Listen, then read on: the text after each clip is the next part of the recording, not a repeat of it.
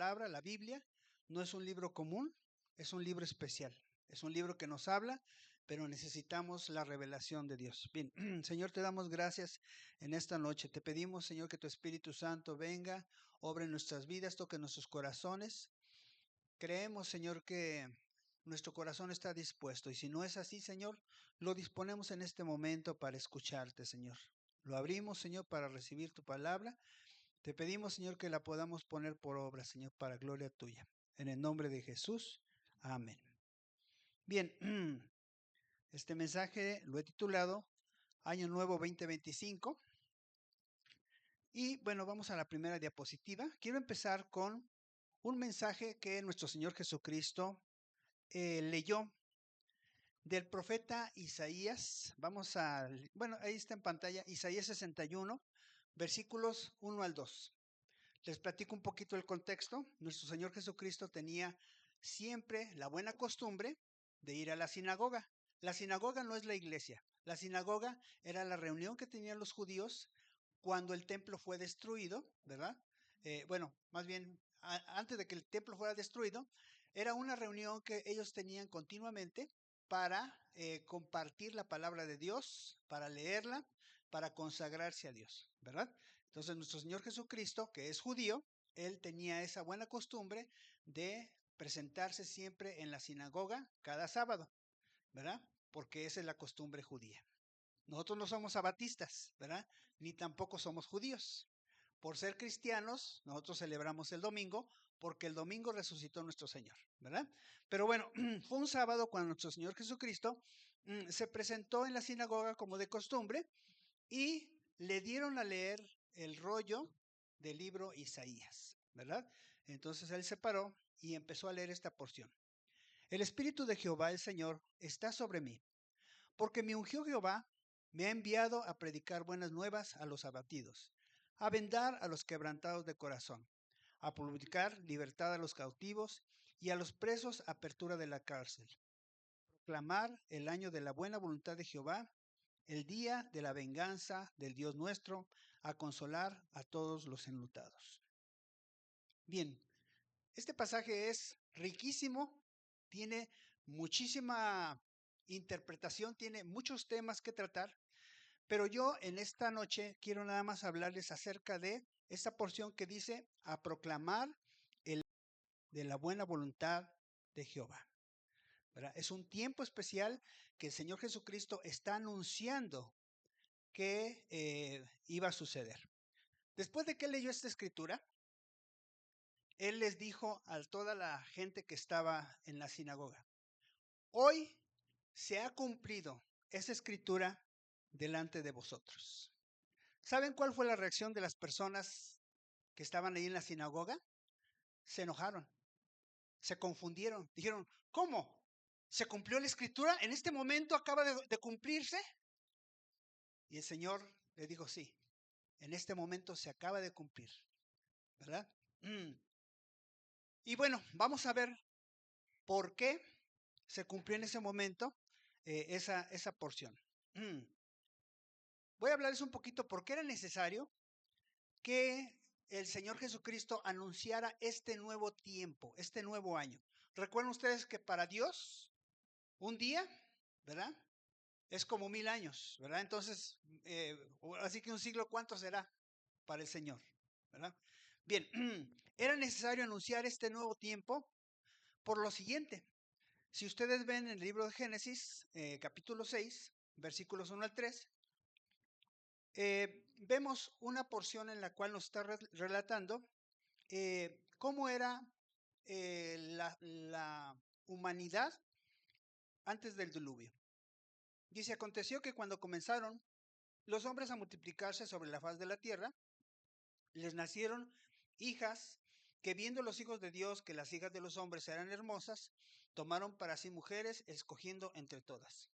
Y dijo Jehová: no contenderá mi espíritu con el hombre para siempre, porque ciertamente él es carne, mas serán sus días 120 años.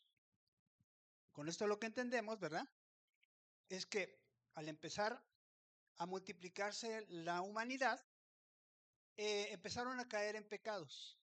empezaron principalmente, nos habla ahí de un pecado sexual, ¿verdad? Nos habla, digamos, de que los hijos de Dios empezaron a unirse con las hijas de los hombres, ¿verdad? Y eso desagradó a Dios.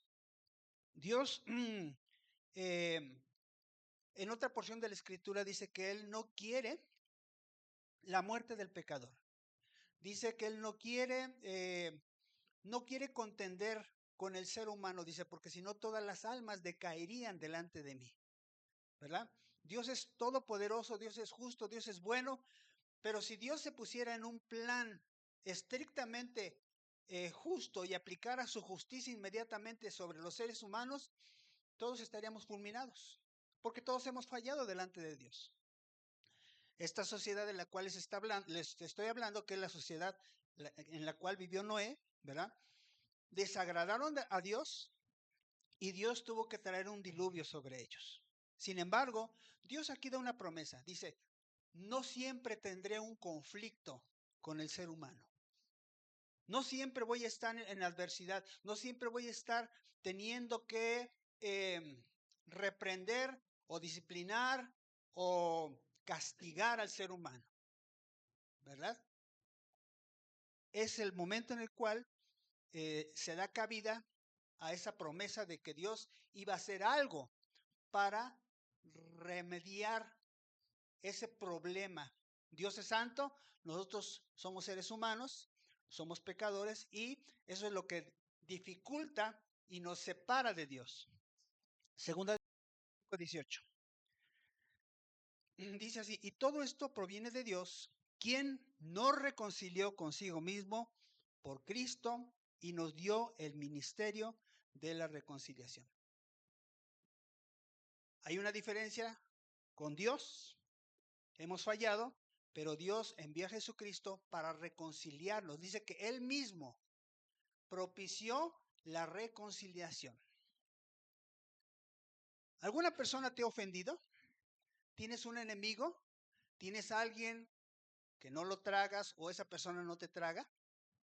¿Qué has hecho para reconciliar? Porque aquí la palabra dice que estamos llamados a ser reconciliadores. Reconciliar al mundo con Dios. Pero, ¿será que yo me estoy reconciliando al menos con mi prójimo? Y fíjense cuál es la actitud de Dios. La actitud de Dios no es, voy a esperar a que me pidan perdón. Voy a esperar a que esa persona cambie. Voy a esperar a que esa persona tenga otra actitud para entonces brindarle nuevamente mi amistad. No, Él hizo todo lo necesario para reconciliar con la humanidad. ¿Qué fue eso que Él hizo? Dar a su propio hijo. Nada más y nada menos de dar a su propio hijo. Imagínense, qué tremendo. Qué importante es para Dios reconciliar a la humanidad consigo mismo. ¿Quién de nosotros daría un hijo para reconciliar a la humanidad? Difícilmente. Pero Dios, dice la palabra, amó tanto al ser humano, amó tanto al mundo, que decidió dar a su Hijo unigénito para que Él fuera el medio de reconciliación entre Dios y los hombres. Vamos a la siguiente.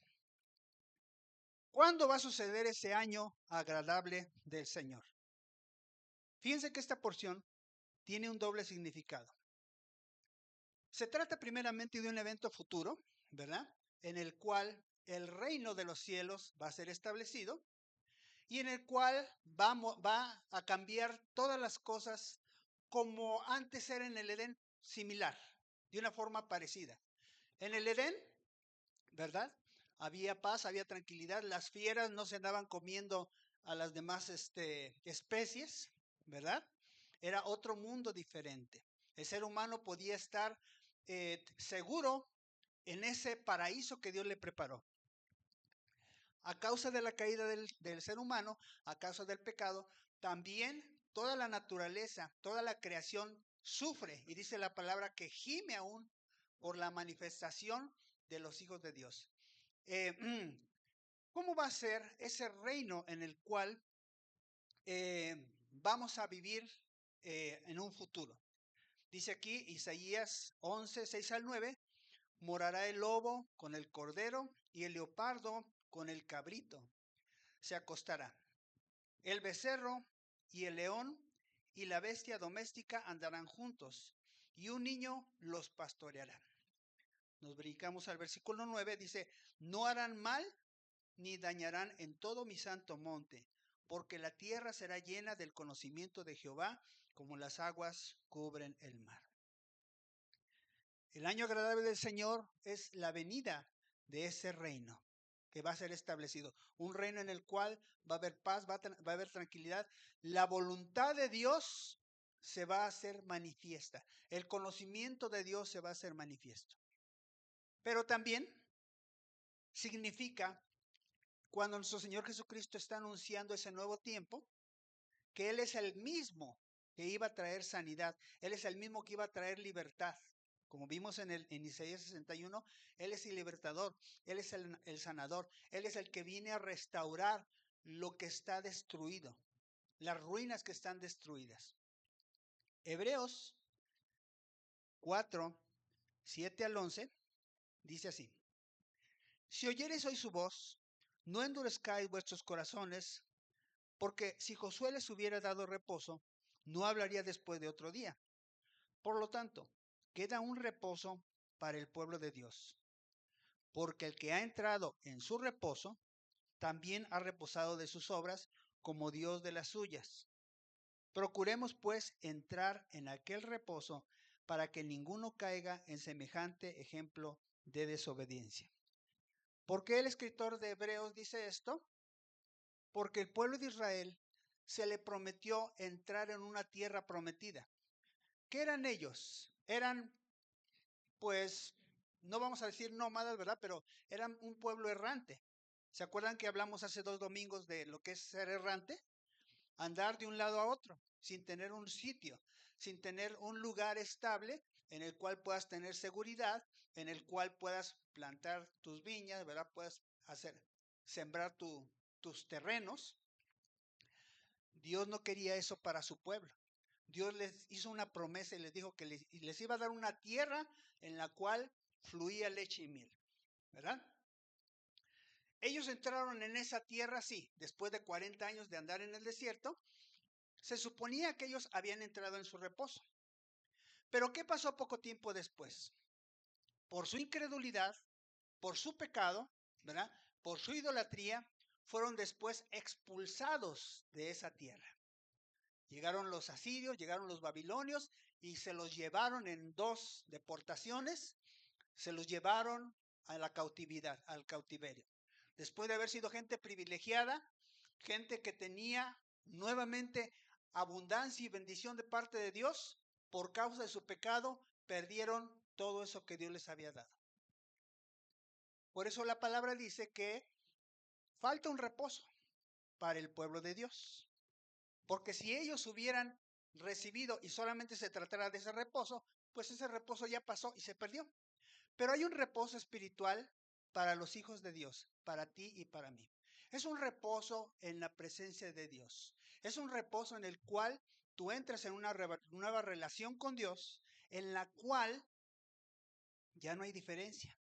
Ya no hay un problema de pecado que se interponga entre tú y Dios, y tu relación con Dios es perfecta, gracias a la sangre de Cristo Jesús y gracias al Espíritu Santo. Es un nuevo tiempo en el cual Dios te sonríe nuevamente y nuevamente envía su bendición sobre ti. Vamos a la siguiente. ¿Qué sucede en el año agradable? Cuando una persona entra en ese reposo, cuando una persona entra en ese tiempo que Dios habla, que dice, es el año agradable, ¿verdad? Que Jesús estaba inaugurando ese tiempo, hay una reconciliación. Como vimos, ¿verdad? En el pasaje anterior y también en Colosenses 1:20, dice que por medio de él, de Jesús, reconciliar consigo todas las cosas. Lo primero que va a suceder cuando tú entras en ese año de la buena voluntad del Señor es que tú eres reconciliado. Ya no hay una deuda con Dios. Nuestra deuda de pecado, ¿a dónde nos va a llevar? Al infierno. Dice la Biblia, la paga del pecado es muerte, ¿verdad? Número 2, hay liberación. Isaías 61:1 empieza, traer libertad a los cautivos. ¿Libertad de qué? Libertad de vicios, libertad de malas costumbres, libertad de malos pensamientos, libertad de espíritus inmundos. Les comento brevemente, ¿verdad? Que una vez Van y yo estábamos ministrando a una persona y empezamos a decir, este es el año de la buena voluntad para esta persona. Y el demonio, ¿verdad? Se manifestó, ¿verdad? Y dijo, no puede ser eso, ¿verdad? No puede ser el año de la buena voluntad, ¿verdad? ¿Por qué? Porque eso significa que esa persona ahora tenía la bendición de Dios y la presencia del Espíritu Santo, y por lo tanto ese ser tenía que desocupar ese cuerpo, ¿verdad? Bien, entonces, ¿qué sucede en este año agradable del Señor? Dios, hay una reconciliación de tu persona con Dios, hay una liberación, hay una nueva relación con Dios, ¿verdad? Esto nos lo dice Primera de Juan 3:1. Dice, mirad cuál amor nos ha dado el Padre para que seamos llamados hijos de Dios. Mucha gente piensa que es hijo de Dios, pero un hijo de Dios no peca. Un hijo de Dios conoce al Padre y sabe lo que el Padre manda y obedece al Padre. Nos han engañado y falsamente nos han dicho que somos hijos de Dios. Pero el Señor Jesucristo dice que el que practica del pecado, ¿verdad? No es de Dios, es del diablo, ¿verdad? Dice que el diablo desde el principio peca. Entonces, un verdadero hijo de Dios es una persona que a través del nacimiento por medio de Cristo Jesús, después de haberse arrepentido de sus pecados, empieza una nueva vida en Cristo Jesús. Y fíjense cómo Dios nos ha dado un amor tan grande. No solamente dice, está bien, te perdono. Él dice, quiero que seas mi hijo. ¿Cómo? ¿Yo estar a la altura del Señor Jesucristo? Sí. Quiero que seas mi hijo. Fíjense qué grande amor tiene nuestro Dios Padre para con nosotros. Siendo nosotros rebeldes, siendo nosotros pecadores, Él viene y no solamente cuando tú te arrepientes, no solamente te dice, ven, pásale a mi reino, sino dice, ven hijo mío. Vamos a la siguiente. Perdón, ahí mismo. Hay un nuevo deseo, hay un nuevo deseo de vivir. El pecado, y yo creo que esto lo experimentó Juan Luis, ¿verdad? Cuando tú andas en pecado, simplemente llega un momento en que ese placer y esa satisfacción que tú estás teniendo supuestamente de las cosas del mundo, te llevan a una depresión. El que se droga, al principio, va a sentir rico, pero después, ¿qué va a suceder? La misma droga lo va a llevar a una depresión. Igual, cualquier tipo de pecado. Cuando llega a un límite, esa persona pierde el deseo de vivir. Cuando una persona nace de nuevo, esa persona tiene un nuevo deseo de vivir. ¿Por qué?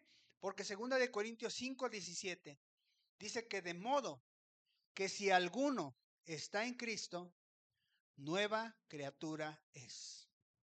Así es que Dios no remienda las cosas. A veces nosotros remendamos las cosas. Ay, pues choqué, ¿verdad? Pues voy a ojalatear mi coche.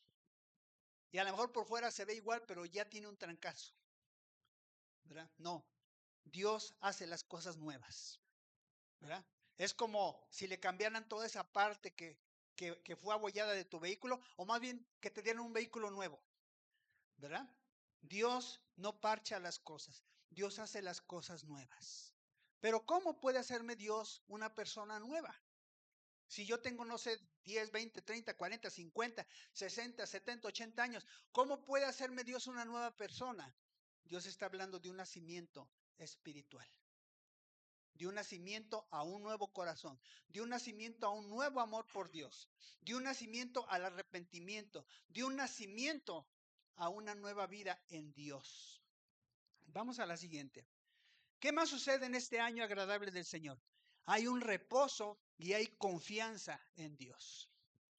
Hebreos 4:16 dice, acerquémonos pues confiadamente al trono de su gracia y continúa, ¿verdad? Para recibir oportuno socorro para recibir de su gracia, de su misericordia.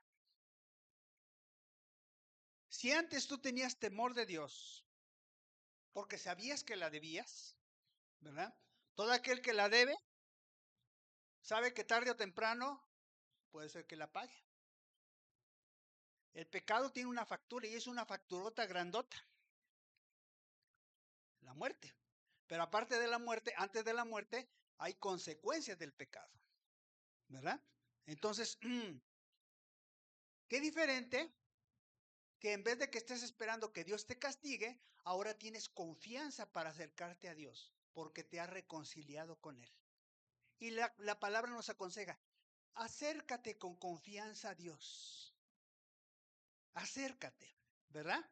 Porque te estás presentando no al trono de juicio, no al trono en el cual te van a condenar, sino al trono en el cual te va a extender gracia.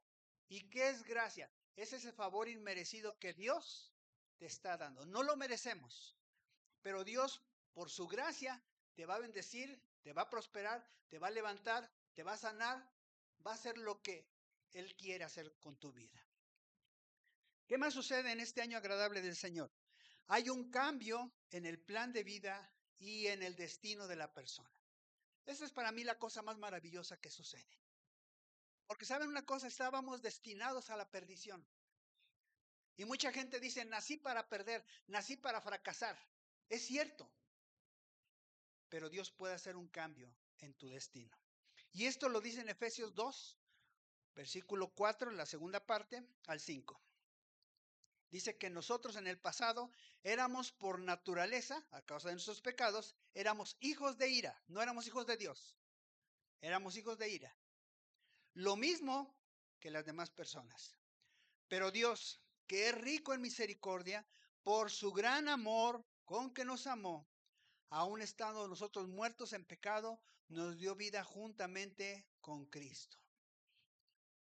Qué gran bendición. Den un aplauso al Señor. Dios cambia nuestro destino.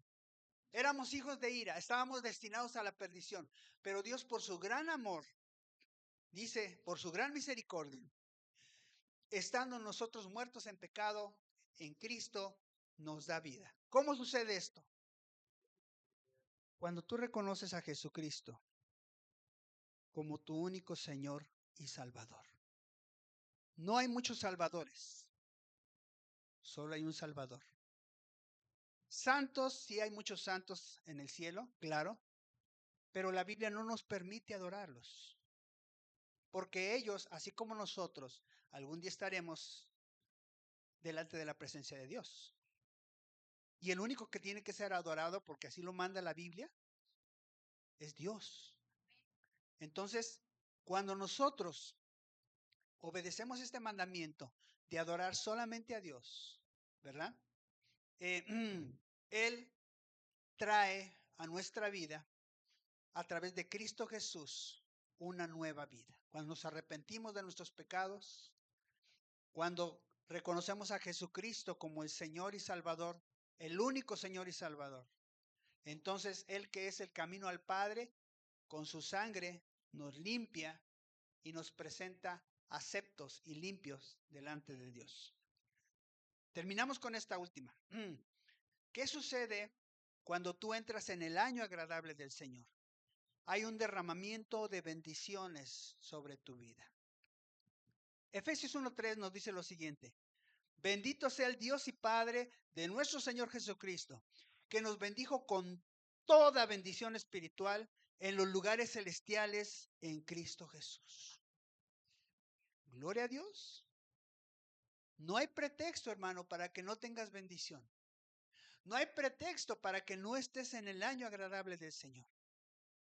Lo único que puede separarnos es nuestra ignorancia o nuestra desobediencia. Nuestra ignorancia, porque si ignoramos las bendiciones de Dios, no las podemos recibir. ¿Cómo reclamar algo que no sabemos? Supongamos que alguien, un familiar, el abuelito o el tatarabuelito, te dejó una herencia, un terreno o una casa, pero los otros familiares no te informan nunca nada. No te dicen que ya se murió, ni tampoco te dicen que estás en el testamento. ¿Vas a recibir algo? No vas a recibir nada. A menos que tú sepas que hay un testamento y que en ese testamento está tu nombre y que tú tienes una herencia que recibir, puedes reclamarlo. Pero si tú eres ignorante de esas bendiciones, no las vas a recibir. La Biblia es un libro lleno de bendiciones. Tenemos un Antiguo Testamento, tenemos un Nuevo Testamento que tiene muchísimas promesas y muchas bendiciones. Pero si tú no las conoces, no las puedes reclamar. El diablo, ¿qué te va a decir? Tú no mereces nada. Tú no puedes alcanzar esto. Eso no es para ti.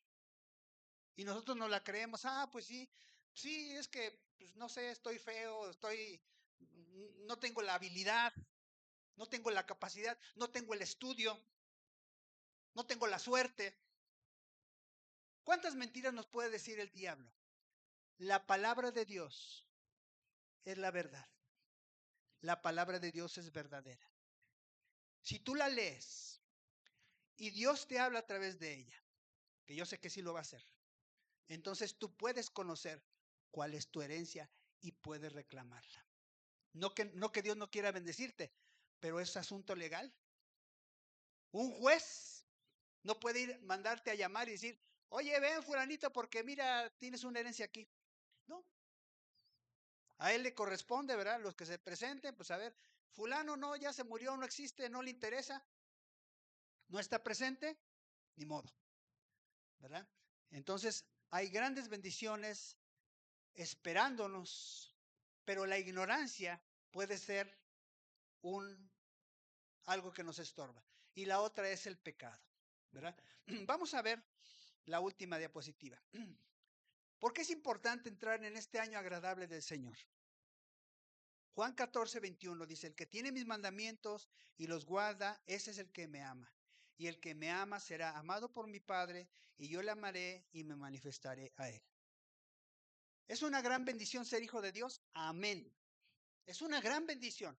¿Por qué? Porque ya está el paquete de bendiciones sobre tu cabeza. Pero no baja porque fallamos en esto. Guardar los mandamientos de Dios, guardar los mandamientos de Cristo. Para Cristo Jesús, eso significa que tú lo amas. Pero es que yo no sé tus mandamientos, están escritos. Así es. Si te interesan, los vas a leer, los vas a buscar y vas a obedecer a Cristo Jesús. Si te interesa más tu vida, ese libro va a estar arrumbado, ¿verdad? Y difícilmente lo vas a leer. Pero las bendiciones de Dios ya están listas. El que me ama, ¿verdad? Mi palabra guardará. El que me ama, el que tiene mis mandamientos y los guarda, es el que me ama. Y el que me ama, ¿quién lo va a amar? El Padre. Y dice que, imagínense, si Dios te ama, ¿qué te puede faltar? Nada. Si Dios te ama, ¿quién te puede maldecir?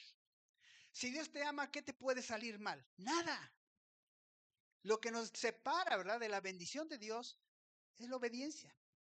Porque nuestra obediencia demuestra amor a Dios, amor a Cristo Jesús. Deuteronomio esto lo confirma, aunque es Antiguo Testamento, pero aquí el Señor nos da una idea muy clara. Es 1 al 2, ¿verdad? Ahí está mal, dice 1 al 21. Dice, acontecerá que si oyeres atentamente la voz de Jehová tu Dios para guardar y poner por obra todos sus mandamientos que yo te prescribo hoy, también Jehová tu Dios te exaltará sobre todas las naciones de la tierra y vendrán sobre ti todas estas bendiciones y te alcanzarán si oyeres la voz de Jehová tu Dios. ¿Es Antiguo Testamento? Sí. ¿Está hablando el Padre? También. Pero Dios no cambia su forma de comportarse. Si tú obedeces a Dios, Dios te va a bendecir. Si tú pones atención a sus mandamientos, Dios te va a bendecir. Aquí estamos hablando del Antiguo Testamento. ¿Nosotros tenemos que cumplir los mandamientos del Antiguo Testamento? Pregunta. Sí y no, ¿verdad? Sí, porque hay mandamientos, como los 10 mandamientos, que debemos de cumplir. Esos no cambian. Pero sin embargo, Jesucristo nos dio dos mandamientos que resumen toda la ley y los profetas. Amarás al Señor tu Dios por sobre todas las cosas y amarás a tu prójimo como a ti mismo. El que cumple esos dos mandamientos, dice, ya cumplió la ley, cumplió los profetas. Debemos permanecer en eso, ¿verdad? Debemos amar a Dios, y para demostrar que amamos a Dios no es decir, yo te amo, te amo, te amo y te doy abrazos. No, a Dios se le demuestra amor con obediencia, así como a los padres, ¿verdad? Imagínate cómo se siente un padre, una madre, cuando el hijo o la hija le dicen, mamá, papá, te quiero mucho, y es bien desobediente y bien rebelde. ¿Realmente los estará amando? Y luego les roba dinero, y luego se escapa y hace cada travesura y los mete en problemas. ¿Será realmente su amor? No, nada más es de palabras, ¿verdad? Entonces, ¿qué es lo que nos separa de que ese año agradable, de que esa bendición de Dios que ya está sobre tu cabeza pueda descender? Andar en el camino del Señor, leer su palabra y obedecerla.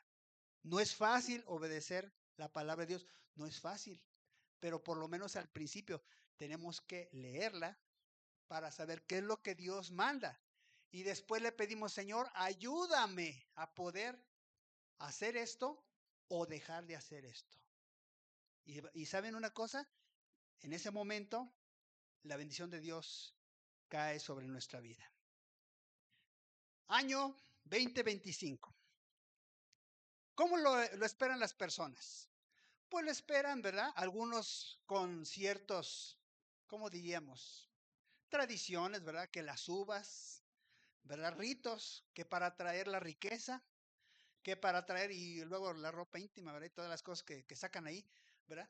Y la gente piensa que así van a recibir la bendición de Dios. ¿Ustedes qué creen? La Biblia nos enseña algo completamente diferente. No es cuestión de suerte. No es cuestión de que si te comiste las 12 uvas antes de que sonaran las 12 campanadas, o más bien cada vez que pasa, ¿verdad?, una campanada, te comes una uva, o no sé, todas las tradiciones que tienen. No es cuestión de un acertijo o de una costumbre o de no sé cómo decirlo, algo de la suerte. No, no, no, no, no. Si tú te guías por la suerte, ¿sabes a dónde te va a llevar la suerte? A una mala suerte. Pero, ¿quién es el que determina lo que va a suceder en el mundo y en tu vida? Dios. Así es que para los cristianos no existe la suerte. Existe el estar bien con Dios o estar lejos de Dios, ¿verdad? Esa es la diferencia entre estar junto con Dios, haber entrado en su reposo, estar ya disfrutando de esa bendición que vamos a tener en el cielo, disfrutarla ya aquí en la tierra. Ese año de la buena voluntad, ya disfrutarlo nosotros aquí en la tierra. Esa es la gran diferencia. Pero si yo soy creyente, pero sin embargo vivo en rebelión con Dios, pues Dios no va a derramar todas sus bendiciones. Algunas promesas me llegarán porque, pues, obviamente algunas cumpliré, ¿verdad?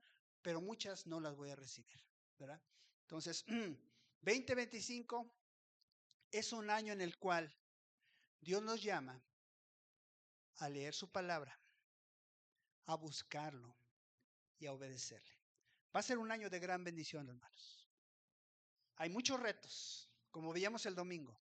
Los pronósticos del mundo son malos, pero para los cristianos es diferente. ¿Por qué? Porque este año yo me propongo, y te invito a que tú también te lo propongas, buscar más a Dios, adorarlo, obedecerlo. Y sabes una cosa, 2025 va a ser un año de más bendición. Gloria a Dios. Pónganse de pie. Gracias. Bendito Dios, te damos gracias por tu palabra.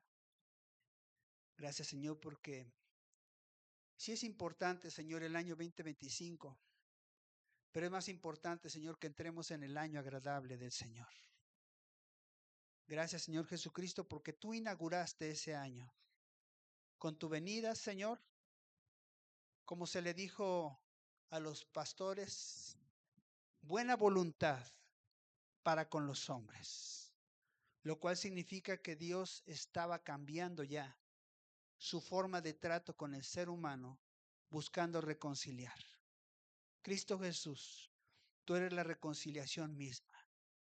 Yo te pido, Señor, que si hay alguna persona aquí en este lugar que aún no se ha reconciliado con Dios, Señor Jesús, que tú le hables esta noche y que esa persona busque de rodillas tu rostro, pidiendo perdón, invocando la sangre preciosa que tú derramaste en la cruz del Calvario y recibiendo tu perdón. Yo sé que tu Espíritu Santo, Señor, vendrá sobre esa persona y le va a confirmar que verdaderamente ha sido perdonada, y también tu presencia de amor, Señor, de calor, de fuego, Señor, será sobre su vida, confirmándole, Señor, que ahora es un hijo o una hija de Dios. Yo los pongo en tus manos, Señor. También, Señor, te pido por toda esta congregación. 2025, Señor, son muchos retos, pero no tenemos temor. Al contrario, tenemos confianza, Señor, de que si nosotros nos alineamos más profundamente, Señor, en tus caminos, conocemos tu palabra, tus mandamientos, amamos tu palabra, Señor, y decidimos seguirte y obedecerte, Señor, 2025 va a ser el año de la buena voluntad, el año agradable del Señor para nuestra vida. Gracias te damos, Señor, en el nombre de Jesús. Amén. Gloria a Dios. Denle un aplauso a nuestro buen Dios.